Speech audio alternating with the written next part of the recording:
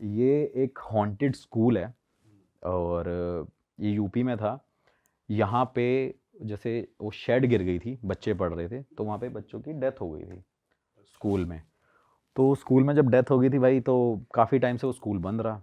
मुझे वहाँ के प्रिंसिपल ने मेल किया कि सर ऐसे ऐसे हम चाहते हैं कि आप यहाँ पे इन्वेस्टिगेशन करो, जो आप चार्ज करोगे मैं भी आपको दूंगा। तो मैंने बोला यार बच्चों की बात है, पैसा क्यों लेना है, चलते हैं। भाई मैं वहाँ पे गया और वहाँ पे मैं 2 बजे, मेरे को आज भी याद है, मैं 2 बजे वहाँ पे रात को घुसा था उस स्कूल में। और वहाँ पे मैंने नेचुरल इन्वेस्टिगेशन करी थी, जिसमें किसी भी मशीन का मैं यूज़ नहीं कर रहा हूँ। उसमें एक बलून रखा हुआ है सामने। जैसे जैसे मैं सवाल पूछ रहा हूँ कि बेटा आप मेरे आसपास हो, और मैं बोल रहा हूँ बेटा अगर आप मेरे आसपास हो तो इस बलून को लेफ़्ट करो, इस बलून को राइट करो, तो आप वो वीडियो देखोगे। मतलब वहाँ पे एयर का कोई सोर्स नहीं है उस रूम के अंदर। आप वीडियो देखोगे, बिल्कुल वाइड एंगल में वो शूट हो रहा है, बीच में बलून रखा है, जैसे जैसे मैं सवाल पूछ रहा हूँ वैसे वैसे वो बलून मूव हो रहा है। तो वहाँ पे बच्चों की स्पिरिट्स जो थी वो मुझे आंसर तो कर रही थी, लेकिन जैसे ही मैं उस लोकेशन से निकला, उस लोकेशन से निकलने के बाद ही भाई मेरी कार का क्या कहते हैं वो एक्सीडेंट हो गया। जैसे ही एक्सीडेंट करा, मतलब ठीक कराया मैंने उसको, रिपेयर कराया वहाँ से। उसके बाद भाई कार का टायर फट गया। जैसे ही टायर फट गया तो उसके बाद बैटरी ख़राब हो गई। बैटरी ख़राब होने के बाद भाई उसका कैम्बर फट गया। तो मैं कार को 4 दिन में लेके आ पाया अब दिल्ली वापस। तो मुझे लगा यार ये हो क्या रहा है। मैं उसके बाद नेक्स्ट डे मैंने बोला कि हनुमान मंदिर चलते हैं, कनॉट प्लेस भाई, दिखाते हैं। हनुमान मंदिर गए भाई। जैसे ही मैं लैपटॉप लेके जा रहा था, नया लैपटॉप लिया मैंने, वो कार में रख के गया, वो लैपटॉप की स्क्रीन टूट गई। मतलब लाइक एप्पल का जो मैक प्रो था वो एकदम स्क्रीन टूट गई। मैंने बोला यार ये कुछ हो रहा है, अब मेरे को दिखाना पड़ेगा। तो फिर मेरी तबीयत ख़राब हो गई। मुझे मेंटली ये लग रहा है कि मेरी लाइफ में कुछ है ही नहीं, मेरे अपने लोग नहीं हैं। मुझे ये लग रहा है कि मेरे आसपास कोई है, मुझे बार बार कोई टच करता रहता है, मुझे ये फील हो रहा है। सपनों में वो स्कूल नज़र आने लग गया। मेरे को ये लगने लगा कि बच्चे वहाँ से आवाज़ मार रहे हैं। मैंने बोला यार ये बड़ा डिस्टर्बिंग सा हो गया भाई। मैंने 10-15 दिन काम ही नहीं किया। मैंने अपने आप को रूम में बंद कर लिया। मेरी माँ मेरे से पूछ रही है कि तू खाना क्यों नहीं खा रहा। मैंने बोला खाना खाने का मन नहीं है। मैंने बोला कि वो कह रहे कि चल दोस्तों के साथ चले जा, पार्टी में चले जा। मेरा मन ही नहीं है। फिर मेरे घर वालों को थोड़ा सा डाउट हुआ। फिर मेरे घर वालों ने बोला कि भाई तू अपने बाबा के पास जा। फिर आप मानोगे नहीं कि मैं बाबा के पास गया। बाबा के पास जैसे ही पहुंचा, उन्होंने छूटते ही मेरे को एकदम बोल दिया कि गाड़ी के टायर फटने लग गए, गाड़ी ख़राब होने लग गई हैं, और क्या कहते हैं कमरे में अपने आप को बंद करके रख लिया तूने। मैं हाँ बाबा। उन बाबा ने भाई ऐसे ऊपर करके देखा, कहते जा अब कुछ हो जाए तो बता दियो। मैं बाबा मुझे डर लगता है कि मैं घर से निकलूँ ना। मतलब एक ऐसा भी लेवल आ गया था कि मेरे को डर लगने लगा कि यार मैं नहीं निकलूँगा अब घर से। तो उन्होंने बोला अब घर से बाहर निकल, जो करना है वो कर। तो मैंने कहा क्या हुआ था? कह रहे बच्चों की आत्मा लग गई थी ना तेरे पीछे। मतलब उनको मैंने कुछ बताया नहीं है, उनको कुछ बताया नहीं है कि क्या हुआ है, कहाँ गया था, क्या कहाँ गया था, क्या किया था, कहाँ था, क्या करता हूँ। वो खुद से बोलने लगे कि भाई बच्चों की आत्मा लगी है ना, जा तू ठीक हो गया। मैंने कहा चलो यार ठीक हो जाऊंगा। फिर मैं थोड़े दिन बाद आया, मेरे को लगा यार वो स्कूल की वजह से मैं बड़ा परेशान रहा। भाई मैं दोबारा उस स्कूल में गया। मैंने बोला कि नहीं भाई ये इसको करना है, इसको सॉर्ट करना है।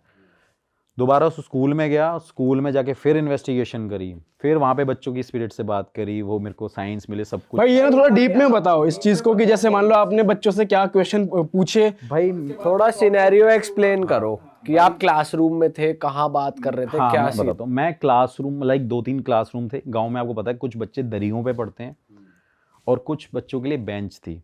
तो भाई मैं वहाँ पे बिल्कुल जो सामने ब्लैक बोर्ड था और एकदम फ्लोर था, वहाँ पे बेंचेस नहीं थे। वहाँ पे मैं बैठा हुआ, मैं बच्चों से पूछ रहा था क्या बेटा आप लड़का हो? तो वो आपको वहां वैसे फील हो रहा था हाँ हाँ हाँ भाई, पूरा? वहाँ वहाँ पे फिर बताऊँगा सेकंड टाइम मेरे साथ क्या हुआ उसी लोकेशन पे। मैं वहाँ पे पूछ रहा हूँ कि क्या कहते हैं आप यहाँ पे हो? वो कह रहे हैं हाँ जी है। आपने मुझे पहचाना? तो वो ये भी आंसर कर रहे हैं कि हाँ भाई मुझे पता मतलब वो है। लेफ्ट या राइट कर रहे हैं, बलून ही लेकर नहीं गया? उस टाइम सेकंड टाइम बलून शायद मुझे याद नहीं है, लाइक हाँ बलून भी था और वो भी थे, लाइक फिर वो ईएमएफ मशीन्स। मीटर मशीन्स भी थी। क्योंकि मैंने सोचा था कि मैं नेचुरल इन्वेस्टिगेशन ज़रूर करूँ यार। लोगों के माइंड में डाउट होता है ना भाई, मशीन झूठ भी बोल सकती है। पर ये बलून क्या ये उस बोला जाता है कि भाई ये नेचुरल उसमें आता है कि वो ऐसी एनर्जीज कैच कर लेता है, क्योंकि भाई, बलून में पहली बार बैलून मतलब मेरे को एक ऐसा एक गैजेट लगता है जिसको आप रॉन्ग प्रूफ नहीं कर सकते। जैसे मैंने एक रूम में वहां पे बलून रख दिया, एयर का कोई सोर्स नहीं है, वो मूव होगा ही नहीं भाई। आप दूर से बैठ लो, वहां पे मूव होगा नहीं अनटिल अनलेस जब तक उसमें कोई प्रेशर नहीं लग रहा होगा। तो वहां पे मैं बोल रहा था कि अगर हो तो आप इस बैलून को मूव करो। और वो भाई वो इतना सेंसिटिव चीज़ है, एक बैलून इतनी सेंसिटिव चीज़ है, आप उसे हल्की सी फूंक मारोगे वो एकदम उड़ने लग जाएगा। तो मुझे लगा कि ये एक मेरा प्रोसेस है, मतलब आप कह सकते हो कि इसे इन्वेस्टिगेट करने का। और वहाँ विंडो कुछ नहीं थी जहाँ से हवा एक दो होल जरूर थे, लेकिन वो होल ऊपर की तरफ थे, लेकिन बैलून बिल्कुल बीच में रखा हुआ था। तो उसमें मतलब आपको क्लियर पता चलेगा वीडियो में देख के कि हाँ वहाँ पे एयर का कोई सोर्स नहीं और होगा। भाई जब आप फर्स्ट टाइम गए थे तो ऐसी कुछ बात हुई थी कि वो आपके साथ ही आ गए, मतलब आपने वो कॉन्वर्सेशन एंड कैसे करी, या मतलब इन्वेस्टिगेट करने का पर्पस क्या था? कि जैसे सबको पता ही है वो हॉन्टेड है, पर आपने जाके वहाँ पे मतलब ये बताओ कि फिर उसके बाद प्रिंसिपल के साथ आपकी क्या बात हुई? करने का रीज़न क्या होता है? लोगों का रीज़न होता है उस हॉन्टेड जगह को सिर्फ हॉन्टेड है या नहीं बताना, लेकिन मेरा पर्पज़ ये होता है कि उस हॉन्टेड जगह को बिल्कुल फ्री कर देना, कि वहाँ पे लोग जाके रह सकें, उस स्कूल को मैं दोबारा चलवा सकूँ। उस प्रिंसिपल का मेन मोटिव ही यही था मेरे को मेल करने का, कि वो स्कूल चलने लग जाए। क्योंकि ऑब्वियस सी बात है, इतनी बड़ी प्रॉपर्टी है, बच्चों की एजुकेशन वहाँ पे जा रही है, बच्चे 20 किलोमीटर दूर जाते हैं गाँव में पढ़ने। तो सेकेंड टाइम मैं गया, मैंने वहाँ पे सवाल पूछे कि बेटा आपने मेरे पीछे आए थे? तो उन्होंने उस बात का आंसर किया कि भाई मैं आपके पीछे था, मैं आपके साथ था, आप मुझे देख रहे हो, मुझे टच कर सकते हो। तो वो आंसर कर रहे हैं। हाँ बिल्कुल प्रॉपर भाई। तो उस स्कूल में जब मैंने इन्वेस्टिगेशन कंप्लीट करी तो मुझे पता चल गया कि भाई अब इस स्कूल में स्पिरिट्स एग्जिस्ट कर रही हैं बच्चों की। और बच्चों की जो स्पिरिट होती है ना, वो बड़ी मतलब आप कैसे ज़िद्दी होती हैं। आप समझ सकते हो कि जैसे बच्चा एक होता है तो ज़िद्दी होते हैं, किसी को चॉकलेट चाहिए, तो वो भी स्पिरिट्स बिल्कुल ज़िद्दी थी कि वो छोड़ना नहीं चाहती थी उस स्कूल को। क्योंकि आप समझ सकते हो, क्योंकि बच्चे ना थोड़े से इमोशनल भी होते हैं और ज़िद्दी भी बहुत ज़्यादा होते हैं, तो वो उस जगह को छोड़ना नहीं चाहते थे। तो भाई मैंने अपने बाबा को बुलाया, और मेरे बाबा कोई ऐसे नहीं है कि कोई सोशली बहुत ज़्यादा एक्टिव हैं। हाँ 95 उनकी जिनके एज पास है, आप गए थे जिनके उन्हीं को पास मैं बुलाया जाता हूँ, मेरे पास 95 years के 95 वो। ईयर्स उनकी एज है, जो बैठे बैठे मुझे बता देते थे कि भाई मैं इस टाइम क्या खा रहा हूँ, क्या कर रहा हूँ। तो वो पावर्स मेरे मेरे हिसाब से मैंने आज तक कहीं एक्सपीरियंस नहीं करी। तो उनको मैंने बोला कि मतलब बाबा ऐसी बात है, और मैं और आप चलते हैं, करते हैं। भाई उस स्कूल में गया मैं, आप मोटिव पूछ रहे थे ना, मोटिव ये था, स्कूल में उन बाबा को मैंने 2 दिन वहाँ पे लेके गया। रात को मैं उनके पास गया, उनसे पूजा कराई अपने पैसों से, मैंने कोई पैसा नहीं लिया। उस स्कूल को मैंने दोबारा रीओपन कर दिया, और उस स्कूल में आज बच्चे पढ़ रहे हैं, और उस स्कूल में बच्चे एकदम मतलब लाइक चिल कर रहे हैं, अब आप कह सकते हो। मैंने वीडियो भी डाली है। तो हवन जो नॉर्मल जो पूजा होती है कि जो नॉर्मल पंडित करते वैसा ही था, कुछ अलग नहीं नहीं नहीं भाई, नॉर्मल पंडित मतलब नॉर्मल पंडित तो यार एक मैं हूँ, मैं हनुमान चालीसा पढ़ूंगा तो उसका इफेक्ट बहुत कम होगा। लेकिन एक पंडित हनुमान चालीसा पढ़ेगा उसका ज़्यादा होगा, क्योंकि पंडित डेली 100 बार हनुमान चालीसा पढ़ता है। मतलब एक एग्जाम्पल दे रहा हूँ। तो वो 95 ईयर्स का जो बाबा है, वो अगर उस चीज़ को कर रहे होंगे तो उससे कितना ज़्यादा इफेक्ट पड़ रहा होगा। बट उस पूजा के बारे में आप बता सकते हो, और उसके बाद उन्होंने कुछ भाई, बताया ये हो, कुछ- कैसे फ्री करा उन्हें? हाँ मतलब ये थोड़ी सी चीज़ ऐसी है कि इसको बताना थोड़ा सा मतलब मुश्किल भी हो जाएगा, क्योंकि वो कुछ अपनी तंत्र मंत्र विद्या, उनके पास सिद्धि है काली माता की। और मतलब आप कह सकते हैं कि वो हनुमान जी से डायरेक्ट बात करते हैं, लेकिन वो कभी फेमस नहीं होना चाहते, ना ही उनका ये मकसद है, ना ही वो कभी पैसे लेते हैं। जो पैसे लेते हैं वो मैं देता हूँ उनको, क्योंकि भाई ऑब्वियस सी बात है, उनको भी आगे अपना फैमिली को देखना है, उनके भी बच्चे हैं। भाई वैसे ये होते हैं जो एक्चुअल में जेन्युइन होते हैं, वो लोग कैमरा के सामने नहीं आते और उनका कुछ मोटिव भी नहीं होता कि मुझे पैसा कमाना है या फिर ऐसा हाँ बिल्कुल बिल्कुल यार। और मेरा मोटिव जो मैं हमेशा बोलता हूँ पैरानॉर्मल में घुसने का, वो यही है कि मैं हमेशा सिर्फ ये कोशिश करता हूँ कि जो स्पिरिट जो वहाँ पे है जगह, उसको भाई फ्री करूँ, मुक्ति दिलाना मेरा काम है। अब ऐसा नहीं है कि मैं भगवान हूँ, लेकिन ऐसे बाबाओं की हेल्प से मैं इन चीज़ों को करता हूँ, और तभी इस फील्ड में मतलब इंटरेस्ट है, और नए नए केसेस मेरे पास आते रहते हैं। भाई अपने कोई और नए केस के बारे में बताओ जहाँ पे आप गए और आपने कुछ ऐसा फील करा हो कि यार वहाँ तो आपकी हवा टाइट हो गई बिल्कुल। भाई एक ऐसी जगह है उत्तराखंड में, एक भाई लोहा घाट, चंपावत डिस्ट्रिक्ट है, और लोहा घाट एक शहर है, उसके ऊपर है एक पहाड़ों के बिल्कुल ऊपर टॉप पे एबॉट माउंट करके। हाँ, वो अबाउट माउंट भाई वहाँ की मतलब बहुत इंटरेस्टिंग स्टोरी भी है। और वहाँ पे जो हुआ है मतलब मैंने आज तक कभी, और इवन वो वर्ल्ड का भी और इंडिया का भी मोस्ट हॉन्टेड हॉस्पिटल में काउंट होता है। अच्छा। और आप एक चीज़ आपने कभी सुनी नहीं होगी कि चर्च भी हॉन्टेड होते हैं। लाइक चर्च के अंदर, मतलब लाइक एक गोवा में चर्च है, वो बताते हैं कि हॉन्टेड है, लेकिन अंदर अगर पॉजिटिविटी है तो भाई वो हॉन्टेड क्यों है? तो वहाँ पे ऐसे 3-4 जगह जो बड़ी हॉन्टेड है। तो उसकी स्टोरी भाई ये है कि वहाँ पे एक ज़माने में मतलब जब ब्रिटिशर्स का टाइम रूल करते थे, वहाँ पे ब्रिटिशर्स रहते थे। वहाँ पे उन्होंने क्या किया कि जब वो ब्रिटिशर्स वहाँ पे जा रहे थे तो कुछ ब्रिटिशर्स वहाँ पे रुक गए क्योंकि उनको वो जगह बड़ी पसंद आई। तो वहाँ पे एक एबॉट हेरल्ड माउंट करके एक बंदा था, वो वहाँ पे रुक गया और उसने अपना घर वर बनाया, वहाँ पे कुछ हवेलियाँ बना ली। फिर उसके बाद वहाँ पे उसने एक हॉस्पिटल खोल दिया वहाँ पे कि भाई लोगों की ना फ्री सेवा हो, इलाज हो, लोग यहाँ के गांव के जो परेशान रहते हैं, उसमें कुछ फॉरेनर्स भी थे और जो लोकल कुछ इंडियंस थे वो भी, तो वहाँ पे लोगों को इलाज मिल सके बेसिकली। तो भाई वो हॉस्पिटल चलता रहा कुछ टाइम तक। तो थोड़े टाइम बाद वहाँ पे एक डॉक्टर अपॉइंट हुआ। डॉक्टर का नाम था डॉक्टर मॉरिस, और डॉक्टर मॉरिस का दूसरा नाम था और पूरे वर्ल्ड में और इंडिया में फेमस है डॉक्टर डेथ। उसको डॉक्टर डेथ बोलते हैं। तो क्या हुआ भाई कि जब वो डॉक्टर अपॉइंट हुआ तो वहाँ पे काफ़ी सारे पेशेंट ठीक ज़रूर होते थे। मतलब ये बड़ा चलता था कि डॉक्टर मॉरिस को दिखाना है, डॉक्टर मॉरिस यहाँ पे रहते हैं। और उनके अंदर बताते थे कि एक जादू है और उनके पास ऐसी कोई पावर्स हैं, कुछ ऐसी एनर्जीज़ हैं जिससे पेशेंट ठीक हो जाते थे। कहते थे कि वो नब्ज़ देख के बताते थे कि वो पेशेंट की मरने की डेट टाइम बता देते थे। हाँ, और वो ज़िंदा कर सकते थे कि नहीं कर सकते थे, मतलब वो ठीक हो जाए या नहीं हो पाए, वो भी वो बता देते थे। लेकिन ये चीज़ पूरे गांव में बहुत ज़्यादा फैल गई और लोग वहाँ पे भाई कुछ भी, कोई भी बीमार होता था डॉक्टर मॉरिस के पास जाना है।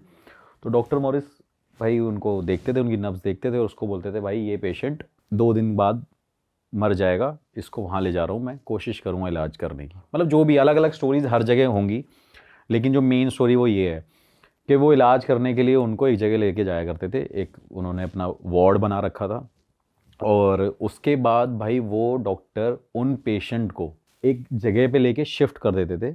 उस जगह का नाम होता था मुक्ति कोठरी, जहाँ पे डॉक्टर मॉरिस क्या करता था, लोगों को वहाँ पे मतलब कुछ जैसे डेड बॉडीज़ को वहाँ रखता था, सबका ना मतलब लाइक सर्जरी करता था, सबके दिमाग खोलता था। और वो ये देखता था कि जब लोगों के हाथ पैर एक जैसे हैं, आंखें एक जैसी हैं, तो लोग सोचते अलग अलग क्यों हैं, आत्मा कहाँ होती है बॉडी में। मतलब उसके अलग अलग एक्सपेरिमेंट्स वो करता था डेड डेड बॉडीज़ पे। देखता था कि एक जिंदा इंसान और एक मरा हुआ इंसान अलग अलग कैसे सोचता है। मतलब वो सोचता था कि मरा हुआ इंसान भी तो सोच सकता है अगर एक जिंदा इंसान सोच सकता है तो उसके बड़े बड़े अलग अलग एक्सपेरिमेंट होते थे। भाई उसने क्या किया, वहाँ पे बहुत सारी 100 से ज़्यादा लोगों के साथ वो एक्सपेरिमेंट किया जो मर गए हैं।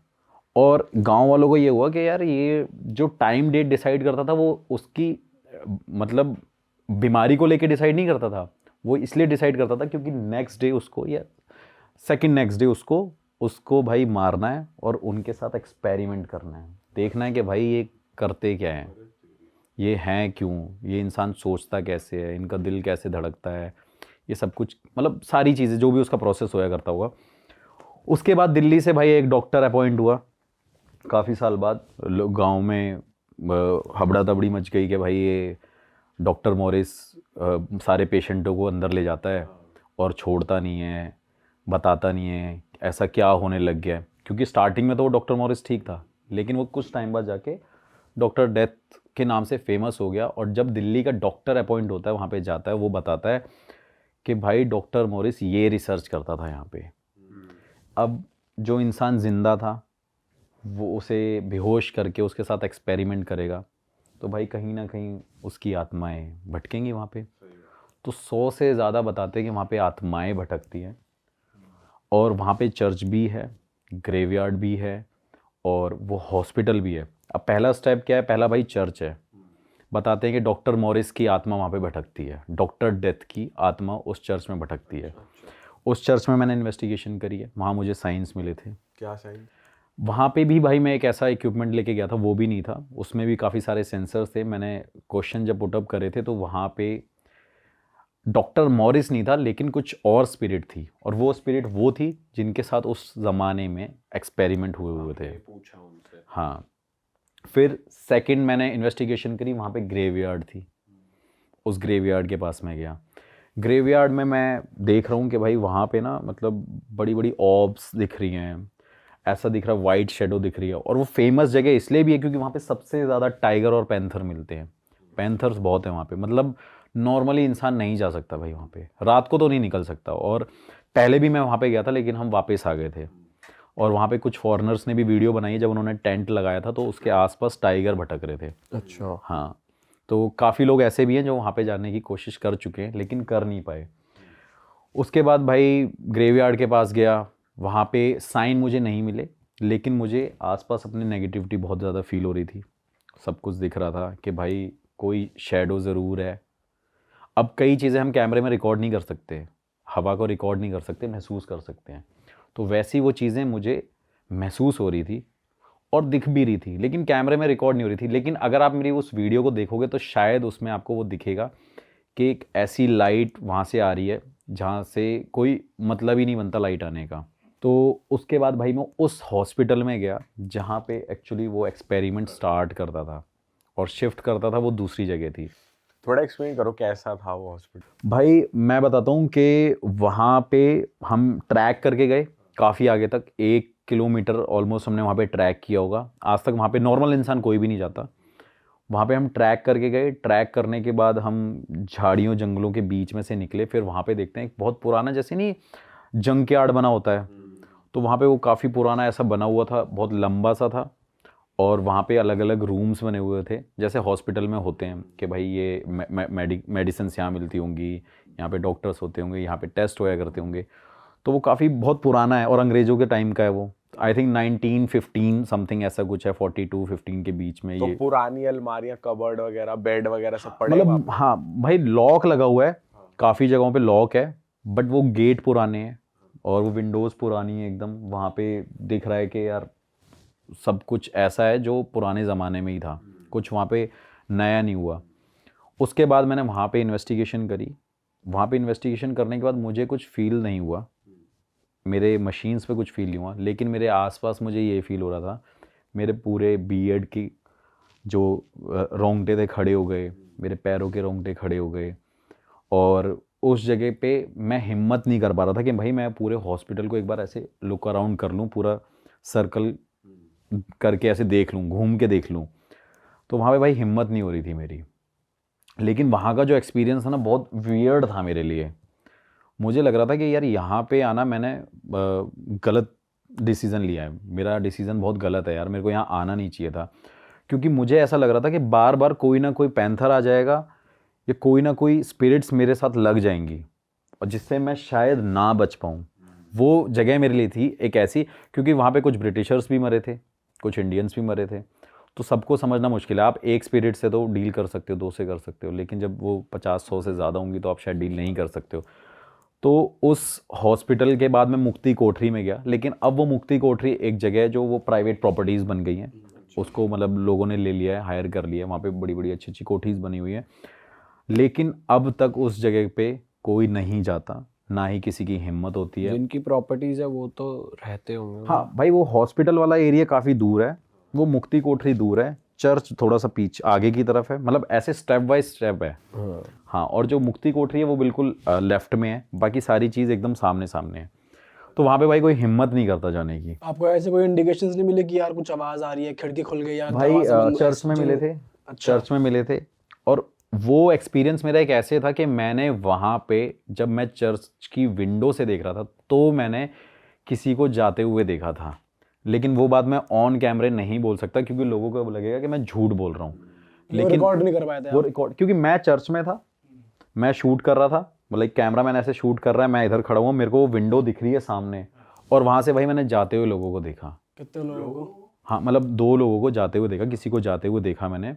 और उस टाइम पे मुझे लगा कि शायद हो सकता है कोई लोकल बंदा आ गया हो, लेकिन जैसे ही मैंने उस वीडियो को पॉज किया और मैंने बाहर जाके देखा, वहाँ पे कोई भी नहीं था भाई। और उस चीज़ को मैं ऑन कैमरा इसलिए नहीं बोल सकता क्योंकि लोगों को लगेगा व्यूज़ के लिए कर रहा है, झूठ बोल रहा है, लेकिन ये एक्सपीरियंस मैंने किया है। और वहीं से आने के बाद मेरी तबीयत ख़राब होगी। मैं 3 दिन क्या कहते हैं, रुद्रपुर में रुका रहा। रुद्रपुर में रुका, एक दिन मैं हल्द्वानी में रुका, और हल्द्वानी के बाद मैंने कोशिश करी एक और घर शूट करने की। और जब वहाँ पे मैं पहुँचा तो मेरे को लगा मेरा कैमरामैन भी बीमार हो गया है। मैं एक और कैमरामैन को बुलाता हूँ, वो एक सरदार था, उसको बड़ा शौक था मेरे पास वीडियोज़ में साथ में चलने का, एक्सपीरियंस करने का। वो भाई हल्द्वानी पहुँच गया। हल्द्वानी के बाद मैं रामनगर चला गया। वहाँ पे एक लाल घर नाम से बड़ा फेमस है, एक रेड हाउस। वहाँ पे बताते हैं किसी ने सुसाइड कर लिया था, उस लड़के की स्पिरिट वहाँ पे घूमते। एक छोटा सा रूम ही है लेकिन वो बिल्कुल खेतों के बीच में है।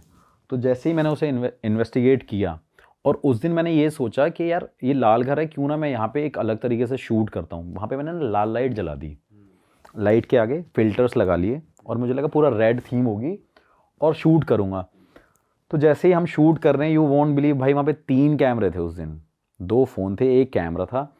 और जब वो शूट हो रहा था तो मेरे कैमरामैन ने बोला कि भाई स्क्रीन पूरी रेड होगी, एक बार मेरे को ऐसे ऐसे करके बुलाया पीछे से। जैसे ही मैंने देखा वो पूरी स्क्रीन रेड थी, कैमरे की और फ़ोन की। बुला, अच्छा। और जब हमने नेकेड आई से देखा, लाइट को हमने बंद कर दिया, मतलब वाइट लाइट कर दी, तब भी वो रूम हमें रेड दिख रहा था कैमरा पे, कैमरे में भी, आंखों से भी। अरे भाई वो रेड दिखने लग गया। मैंने बोला ये क्या हो गया। उसी टाइम वो जो सरदार था जो एक्सपीरियंस करने आया था, कह रहा भाई मैं आपके सब बैग वैग उठा लिया करूँगा, सब कुछ कर लिया करूँगा, आप मुझे एक्सपीरियंस करा दो। जैसे ही वो रूम से निकला, उस रूम से उसे वॉमिटिंग होने लग गई, वो गिर गया, फेंट हो गया। उसको उठा के हम रामनगर वाले घर पे लेके गए, जिस लोकल बंदे के यहाँ पे मैंने स्टे किया हुआ था। वहीं से रात को गाड़ी बुक करी, उसको दिल्ली भेजा, और वो भाई 12 से 13 दिन हॉस्पिटलाइज रहा, हॉस्पिटल में रहा वो। बताओ। और इसी से स्टोरी अटैच होती है एक और, कि मैंने चलो ये तो एक्सपीरियंस किया, वहाँ पे ये तो पता चल गया कुछ था, लाल घर भी था, लाल चीज़ें हो रही थी। और भाई मतलब मैं इससे ज़्यादा बड़ी बात नहीं बोलूँगा कि मेरा चैनल ना चले, मेरा करियर ना बने अगर मैं इस बात को झूठ बोलूँ तो। मैं भाई ग्वालियर गया, ग्वालियर में मेरा कैमरामैन, एक लड़की भी मेरी कैमरामैन है, वो भी मेरे साथ हॉन्टेड वीडियो शूट करती है। तो उसको मैं ये स्टोरी बता रहा था, तो वो स्नैपचैट पे ऐसे फ़ोन पे फ़िल्टर यूज़ कर रही थी, और मैं ऐसे लाल घर की स्टोरी बता रहा था। भाई उसका फ़ोन रेड हो गया, ये स्टोरी बताते बताते उसने फ़ोन फेंक दिया। सोचो वो स्टोरी मैं ग्वालियर में उसे, स्क्रीन रेड हो गई। हाँ फ़ोन की स्क्रीन रेड हो गई, और वो स्नैपचैट खोल रही थी, मेरे साथ फ़ोटो ले रही थी। लाइक मेरे साथ 3-4 लोग और थे, मैं उसे स्टोरी बता रहा था। लड़की का नाम निधि है, और उस लड़की ने फ़ोन फेंक दिया। अरे भाई वो एक वो एक ऐसा एक्सपीरियंस था कि मैं यार हिल गया। मैंने बोला एक छोटी सी जगह, तो कई बार भाई एक छोटी सी जगह भी इतनी हॉन्टेड हो सकती है ना, आप अंदाजा नहीं लगा। अपने फोन की स्क्रीन देख रहा हूँ। हमारी तो नहीं हुई है। चलो अच्छा ही नहीं हुई भाई, और क्या। भाई तो वो बड़ा एक अलग एक्सपीरियंस था। मैंने बोला यार एक घर था वहाँ पे, चलो ये चीज़ें हुई। तो फिर वो सरदार से मैंने पूछा कभी चलना है, कह रहा भैया मेरी माँ ने कसम दे के बोल दिया कि आज के बाद नहीं। आज के बाद सागर तिवारी के साथ दिख मत जाइयो। भाई वो बंदा आज तक फ़ोन नहीं करता, बर्थडे पे विश करता है, सिर्फ ये बोलता है भाई हैप्पी बर्थडे, लेकिन मिलूंगा नहीं। मैंने बोला यार ये भी बड़ी अलग चीज़ है। मैंने मिलने, कह रहा नहीं भाई आप जैसे बंदे के साथ नहीं मिलना। कह रहा आप तो हमेशा ऐसी जगह ले जाते हो जहाँ बंदा मरे ही मरे, बचने के कोई चांस ही नहीं है। तो मैंने बोला भाई फील्ड ये चूज़ करी है। भाई जब आप उस रूम से बाहर आए तब आपको सब नॉर्मल दिख रहा है? जब हाँ मुझे सब नॉर्मल दिख रहा था, लेकिन मेरी चेस्ट में पेन हो रहा था। बट मैं तब तक नहीं मानता जब तक मेरे साथ कुछ ज़्यादा ना फील हो, मुझे एक्सपीरियंस ना हो। तो वो चीज़ मेरे साथ वहाँ पे हुई, और वही चीज़ ऐसी ही सेम चीज़ मेरे साथ कहीं और हुई थी। तो एक काली नदी है यूपी में, बड़ी फेमस है। वहाँ पे काफ़ी सारी डेड बॉडीज़, मतलब लाइक लोग जला देते हैं नदियों के पास, लोगों के पास वहाँ पे क्रिमिनेशन ग्राउंड नहीं होते हैं। तो भाई उसने वहाँ पे एक मेरे फ्रेंड ने मेरे को मैसेज किया कि भाई यहाँ पे ना रिचुअल करके देखते हैं, हॉन्टेड रिचुअल। भाई रात को मतलब जो गेम होती है, ऑल्दो मतलब मैं बिलीव नहीं करता था इन चीज़ों में। तो वहाँ पे मैंने उस गेम को करने के लिए, रिचुअल को स्टार्ट करने के लिए रात को गया। वहाँ पे बोन्स थी, बोन्स भी साथ में रखी हुई हैं, पता नहीं किस किस की थी, इंसान की भी थी, जानवर की भी थी। वो रिचुअल किया, देखा वहाँ पे, मुझे कुछ फील नहीं हुआ। लेकिन मुझे जैसे ही मैंने उस जगह को मैंने छोड़ा, तभी मुझे लगा मेरे पीछे कोई चल रहा है। भाई मेरे सर में इतना दर्द, चेस्ट में इतना पेन, और वो पेन भाई मेरे से बर्दाश्त नहीं हो रहा। और मेरे होम टाउन के पास ही है, 12-13 किलोमीटर दूर था। तो वो मेरे से पेन बर्दाश्त नहीं हुआ, मैं अपने घर पे जाके सो गया। अब मेरे पास घर पे थे 4 लड़के, तो एक मेरा कैमरामैन था, एक भाई मैं अपना शेफ़ लेके गया था क्योंकि मेरे घर में कोई रहता नहीं, ऑल्दो मेरा खुद का घर हॉन्टेड है वैसे तो, वो बहुत बड़ा कोठी सी है, तो वहाँ पे कोई रहता नहीं है, तो वो वहाँ पे था। एक मेरे गांव का लोकल बंदा था। रात को भाई हम सो रहे, जैसे ही मतलब लाइक गांव में हमारी खाटें, जो हम खाटों पे सोते हैं, तो खाटें थी भाई, 2 बंदे रूम में सो रहे थे, 2 बंदे बाहर सो रहे थे। तो मैं फ़ोन चला रहा था, मेरे एक फ्रेंड का फ़ोन आ रखा था यूएस से, मैं उससे वीडियो कॉल पे बातें कर रहा था शूट करने के 3 बजे के अराउंड। तो भाई जैसे ही मैं वहाँ पे शूट कर रहा था, तो नहीं, जैसे ही मैं उससे बात कर रहा था वीडियो कॉल पे, तो उसी टाइम पे मेरा कैमरामैन मेरे को कह रहा कि सर कुछ आवाज़ आ रही है आपको? मैंने कहा नहीं। फिर मैंने सुना, मैंने हाँ कुछ आवाज़ आई जा रही है। मैंने एकदम अपने फ्रेंड का फ़ोन काटा, मैंने तू फ़ोन काट भाई, मैं 1 मिनट देखता हूँ, कुछ आवाज़ आई जा रही है। और मेरा घर भी ऐसा है बिल्कुल कोने में है, मतलब उसके बाद सिर्फ हमारे फार्म्स हैं। क्या आवाज आ रही थी? मतलब जैसे कोई ऐसे नहीं, आप मतलब आपको कोई ना कोई नॉक कर रहा है, तो मुझे लगा हो सकता है मेरी विंडो, शायद कोई विंडो खुली रह गई हो, कुछ इस वजह से आवाज़ आ रही हो। रैंडम आवाज। हाँ, रैंडम आवाज़ हो। फिर उसके बाद उसने दोबारा बोला कि आवाज़ आ रही है। मैंने कहा यार चल एक बार देखते हैं। तो भाई जैसे ही मैंने अपनी खटिया छोड़ी, खटिया छोड़ने के बाद मैं गया विंडोज़ को सारी चेक करने, अपने पूरे घर में घूमा।